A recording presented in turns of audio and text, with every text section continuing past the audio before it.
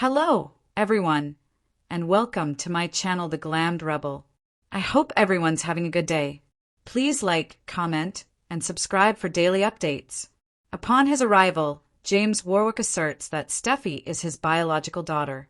Bypassing the chrome and glass extravagance, his eyes, keen and uncannily familiar under the weight of years and unsaid obligations, focused on Steffy Forrester Finnegan with startling accuracy. Draped in a design that bore her own name, she stood drenched in California's sunlight pouring through the floor-to-ceiling windows, reflecting the effortless grace and fiery competence that were her birthright, a living tribute to the Forrester lineage. James, however, saw not only the strong CO, the adored daughter, and the loyal mother as he watched her dominate the room with a faint tremor in his worn hand, the only betrayal of the apocalypse he was about to unleash, but also a reflection, echoes of a younger Beth Logan in the curve of her cheekbone assert. Her eyes had the same stormy intensity and penetrating depth as his, and she had a hard set to her jaw that wasn't ridges. For decades he had practiced this moment, plagued by the memory of a desperate and covert decision.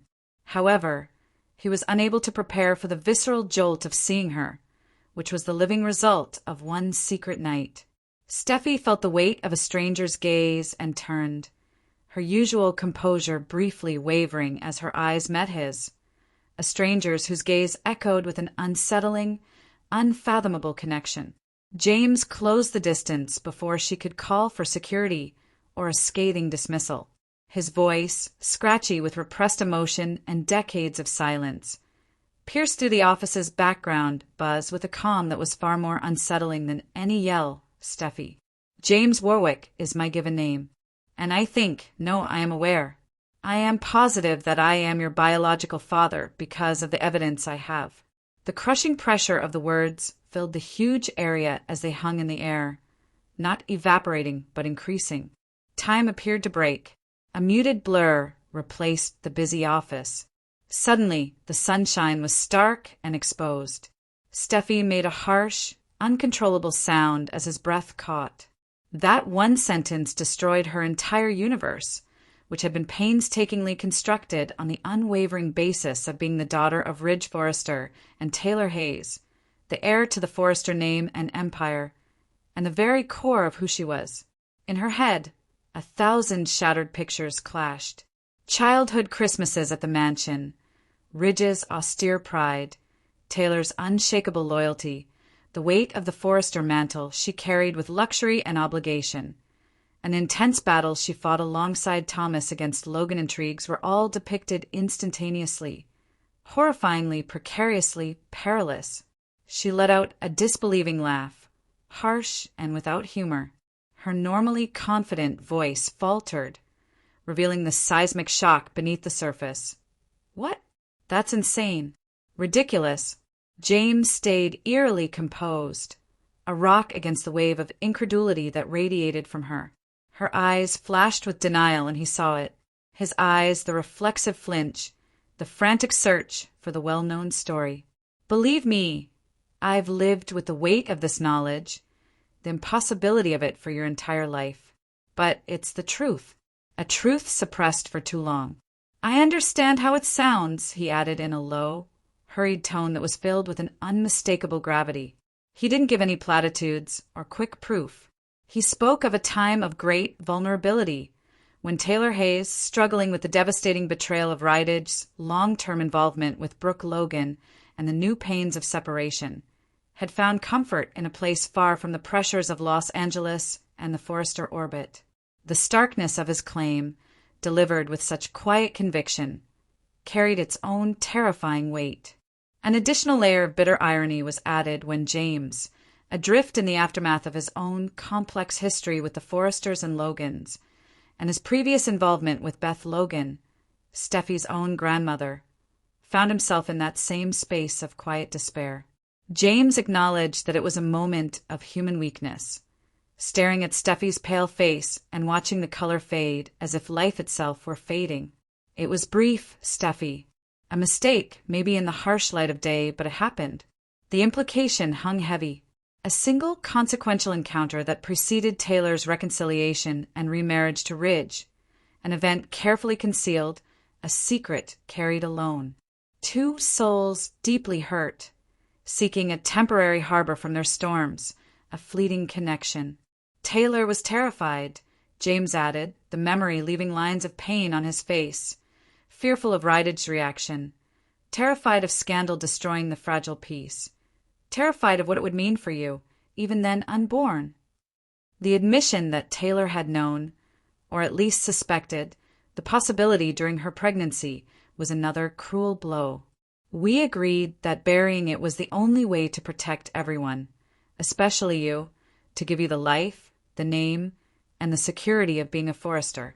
Steffy swayed slightly, her hand automatically going to her abdomen in a gesture that mirrored the phantom memory of her own mother decades earlier. She came to me, Steffy, bewildered and desperate. It was heartbreaking to see Taylor, her rock, her self-assured self, bearing the secret for almost 40 years. There was more to it than the biological reality. It was the extent to which the two people she trusted the most had stitched a falsehood into the very fabric of her life. All of a sudden, the meticulously chosen family photos, the birth stories, and the common characteristics Ridge was said to possess seemed like a lavish performance, a lovely, suffocating delusion. The implications exploded like shrapnel in her thoughts.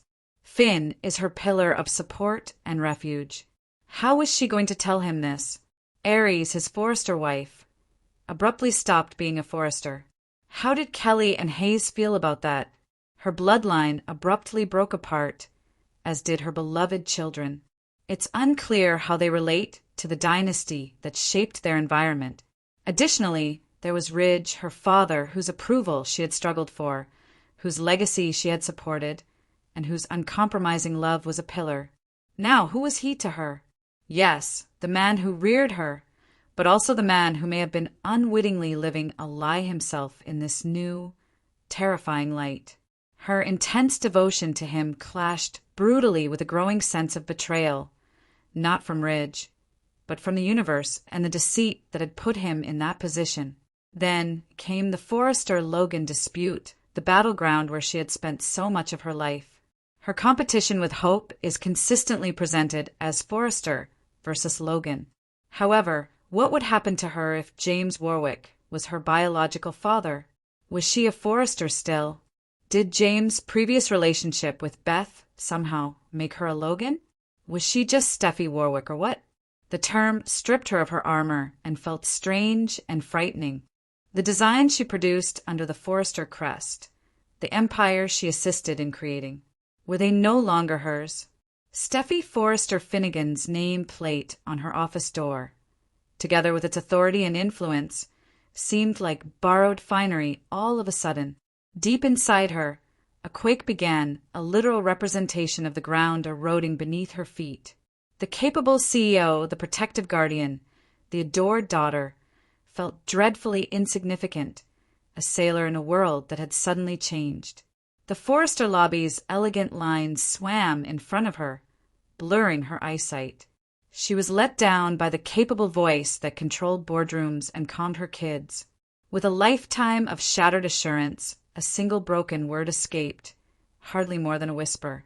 Mama, it was an entreaty, an urgent cry for the rock that had always supported her to be exposed as a co-conspirator in the worst lie possible.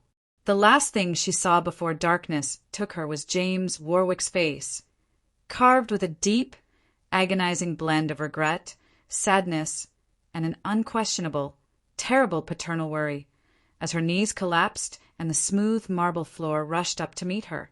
There had been an earthquake. She was only beginning to experience the aftershocks that were changing her life, her family, and the foundation of Forrester Creations. The facts were out. Nothing would ever be the same for Steffy Forrester, Finnegan, or anybody who loved her after a Pandora's box exploded. The journey to discover who she really was had started with a tragic fall, and the reflection in the glass was now a stranger. Steffy's escape plan, Grace spies, and Finn's clue.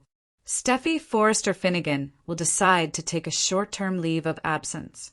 Grace Buckingham is spying on John Finnegan. It seems that Grace made a grave mistake when she operated on Liam Spencer.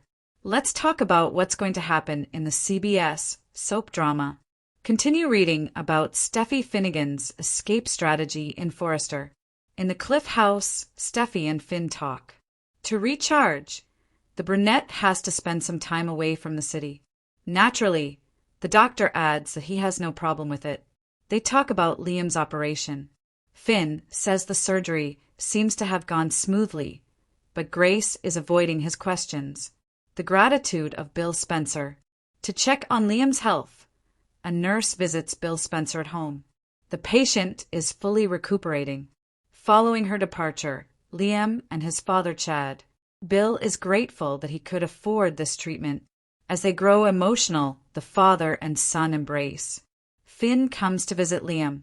Bill leaves to take a call, leaving Liam and the doctor alone. A visit from Sheila Carter-Sharp. Liam tells him.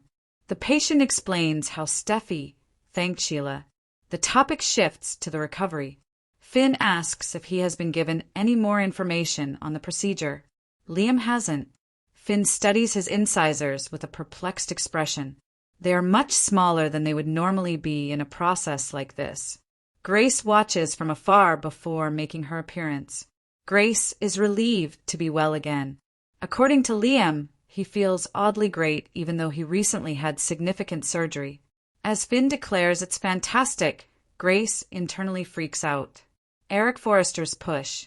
At Forrester Creations, Ridge Forrester and Eric Forrester are ready to leave for Italy. Eric continues to harass Ridge about Brooke Logan. Brooke is still being reprimanded by Taylor Hayes in another office. After Taylor stomps off, Nick Marone approaches Brooke. It is anticipated that Nick and the blonde will stray from their plan. Ridge enters and frowns when he sees Nick kiss Brooke. Steffy is sure the vacation will be a huge success as she enters. She needs to take some time off. Steffy warns her father against giving in to treaties and Brooks. Since he follows Nick, Eric is aware of his journey to Italy. Eric advises him to stay out of it. Ridge and another woman are engaged. Nick claims that as everyone gets back together and Taylor turns to face Steffy, Brooke gushes over the trip. As Taylor kisses Ridge, Nick reflects on his time spent with Brooke and Capri.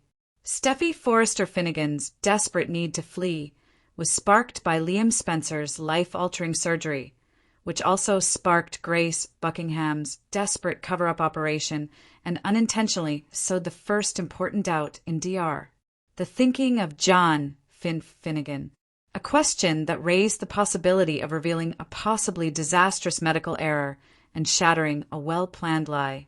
Steffy made a crucial choice in the cozy confines of the Cliff House as a way to escape the unrelenting emotional tornado that was her life, the constant shadow of Sheila Carter-Sharp's disruptive influence, the complicated and frequently agonizing dynamics involving Liam Hope and her own husband Finn, and the recent high-stakes medical crisis involving her ex-husband. She told Finn that she desperately needed to physically escape the hectic city of Los Angeles, if only for a short while, in order to find a place where she could relax, refocus, and genuinely rejuvenate her damaged soul. Despite the fact that their talk always returned to the elephant in the room, Finn, who is always empathetic and supportive of his wife's heavy load, quickly consented. Because of Liam's unusually quick and trouble-free recovery from a surgery that Finn had not performed himself, Finn expressed his increasing concern about the surgeon, Grace Buckingham, pointing out her odd evasiveness whenever he asked for specific post-operative information or explanations of the procedure's details. Finn's first glimmer of professional interest and personal concern was sparked by this evasion, which felt less like professional prudence and more like a calculated sidestep. Grace was frantically attempting to put out a flicker with carefully crafted platitudes and secret surveillance. Indeed, Grace Buckingham was sinking farther into a maze of anxiety that she had created for herself, while Steffy sought refuge in distance. Her initial pleasure at Liam's survival quickly turned to cold fear as Finn's courteous but persistent questions started to erode her facade. She was forced to hide in the shadows to keep an eye on Finn's interactions with Liam out of fear that the intelligent doctor, who was also her colleague, would discover the truth.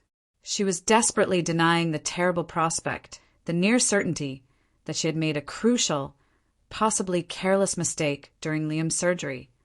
A mistake so serious that its discovery would destroy her career, break the delicate bond of the Spencer family, and potentially have unimaginable personal and legal consequences. The scenario at Bill Spencer's opulent estate, where thankfulness swept over the father like a gentle, although brittle, wave, stood in stark contrast to this undercurrent of dread. A private nurse verified that Liam's recuperation was going remarkably well, almost miraculously, giving the father and son a unique opportunity to express their feelings without restraint. In a voice full of relief and a strong sense of his privilege, Bill conveyed his sincere appreciation for the wealth that had allowed for this life-saving treatment for his son. Liam reciprocated the sentiment with equal emotional weight, and the two of them shared a passionate embrace that revealed their complex yet close relationship. This intimacy was momentarily interrupted when Finn arrived for a checkup and Bill moved aside to answer a phone, leaving the patient and doctor alone. Still reeling from the bizarre experience, Liam told Finn about Sheila Carter-Sharp's unexpected visit and, even more startling for Finn, the fact that Steffy had actually thanked Sheila. This detail surely further complicated Finn's comprehension of the tense relationship that surrounded him. Turning his attention to the medical, Finn took advantage of the opportunity to question Liam directly if he had heard back from Grace regarding the surgery details. When Liam gave a negative response, Finn decided to perform a more comprehensive examination, paying particular attention to Liam's surgical sites. I discovered an abnormality while performing this standard check on Finn's. Liam's incisors, which are crucial teeth for the kind of maxillofacial restoration he had, seemed much smaller than is typical for this kind of surgery. A silent question mark hung in the air as Finn's brow furrowed in real professional bafflement. Why would there be such a severe reduction in teeth? Was this deliberate? If so, why wasn't it talked about or recorded? Unbeknownst to him, Grace was hiding close by, her eavesdropping growing more intense as she saw Finn's confused look and her inner turmoil, intensifying into a full-fledged silent scream as Liam said, "I feel surprisingly good despite the major surgery," mirroring Bill's earlier statement. Finn, who was still perplexed by the dental anomaly but acknowledged the positive clinical picture, echoed Liam's sentiment with a casual "it's incredible" that hit Grace like a blow to the body and confirmed her worst fears. She couldn't afford to have Finn look into the possibility that the amazing recovery was a direct, deadly result of her error. Forrester Creations' environment, on the other hand, offered no relief from stress, just a different kind of misery. As Ridge Forrester and Eric Forrester got ready for their important business trip to Italy, Ridge seemed determined to rekindle old flames, while Eric maintained his unrelenting campaign by gently but constantly badgering Ridge about Brooke Logan. Resist, concentrating on his dedication to Taylor Hayes. However, Taylor was far from safe. She aggressively confronted Brooke in a different office, letting her vent her fears and cautions before hurriedly fleeing, leaving Brooke exposed for a short while. Nick swiftly took advantage of this weakness when he showed up to pick up Brooke's schedule. Their encounter ended with a kiss that was seen by a furious Ridge, adding a new romantic twist to the already phony Italy trip. Another layer was added when Steffy arrived at the offices. She received understanding when she announced her own planned vacation, but she quickly turned to her father and gave him a strong warning not to give in to Brooke's pressure or sway during the Italian stay, so solidifying Taylor's position. Ever the strategist, Eric trailed behind Nick and gave a direct order to stay out of Ridge and Brooke's relationship in Italy. In defiance of this order, Nick pointed out the complex web of past and present ties that threatened to ensnare the business trip by reminding Eric of Rydage's engagement to Taylor. The building emotions were captured in the last scene before leaving. When the gang got back together, Taylor and Steffy formed a silent partnership against Brooke by making deep, possessive eye contact. as Brooke enthusiastically extolled the virtues of the journey, blissfully oblivious to the dangers that lay ahead. Taylor firmly established her assertion with a kiss for Ridge. As he stood aside, Nick was overcome with strong, evocative recollections of his own past with Brooke and Capri. This served as a powerful reminder that the past is never really buried in this world. It only waits for the perfect or incorrect time to come to light. Finn's growing suspicion over a seemingly insignificant dental clue, Grace Buckingham's surgical secret now trembling on the verge of exposure, and the terrified vigilance of a surgeon who knew her amazing result was based on catastrophic error are all examples of this. The residual effects of previous trauma weighed heavily on Steffy Forrester Finnegan and her husband John Finnegan, as Steffy expressed a decision that was the result of extreme tiredness. Steffy disclosed her intention to temporarily depart Los Angeles in order to take a break and genuinely rejuvenate herself from the oppressive recollections of Sheila Carter Sharp's violent siege and the unrelenting emotional aftermath. Sheila's actions had left a complicated storm of dread, rage, and residual PTSD on her psyche, which was concealed by a simple word. Even when their conversation inexorably shifted to the other seismic event rocking their world, Finn, who has always been the supporting spouse hiding his own complicated web of confused sentiments regarding his birth mother's capability for evil, gladly consented, his major worry being Steffy's recuperation. Finn oversaw Liam Spencer's life-saving spine operation, which was carried out by the increasingly evasive nurse Grace Buckingham. As he told Steffy about Grace's strange behavior, Finn's brow furrowed. A professional transgression that felt less like an oversight and more like intentional avoidance.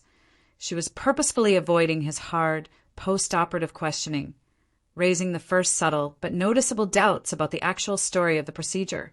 In the sterile luxury of Bill Spencer's estate, where thankfulness mingled with underlying stress, this shadow became drastically farther away. A nurse kept an eye on Liam's recuperation, which was incredibly quick and encouraging, leading to a heartfelt exchange between father and son.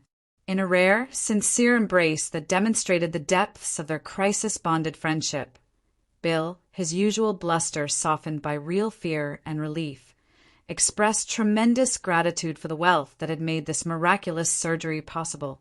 The dynamic changed when Finn showed up for a checkup, perhaps motivated by leftover painkillers or a need for candid feedback. Liam excused himself for a call, leaving the doctor and patient alone. See you in the next video. Stay safe and healthy. May God keep you safe. Thanks for watching.